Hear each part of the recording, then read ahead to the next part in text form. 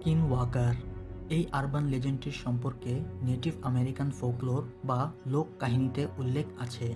নাভাজো সংস্কৃতি, যা আমেরিকার একটি পুরানো জাতিগোষ্ঠী, তারা বিশ্বাস করে স্কিন ওয়াকার হলো এক ধরনের কালো জাদুকারী বা ডাইনি। স্কিন ওয়াকাররা নিজেকে যে কোনো পশু বা প্রাণীতে পরিণত করতে পারে। স্কিন ওয়াকাররা বিভিন্ন পশুর চামড়া সংরক্ষণ করে কালো জাদুর মাধ্যমে ওই পশুর রূপ ধারণ করতে পারত। এরা নিজেদের ক্ষুধা মেটানোর জন্য পশু পাখি এবং কি মানুষেরও শিকার করে।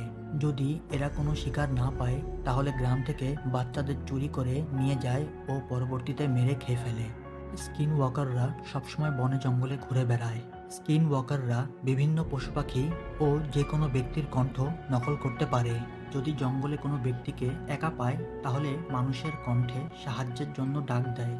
যদি ওই ব্যক্তি সাহায্যের জন্য এগিয়ে যায়, তাহলে স্কিন ওয়াকার ওই ব্যক্তির উপরে আক্রমণ করে দেয়। স্কিন ওয়াকাররা কালো জাদুর মাধ্যমে এই সমস্ত শক্তিগুলো পেয়ে থাকে।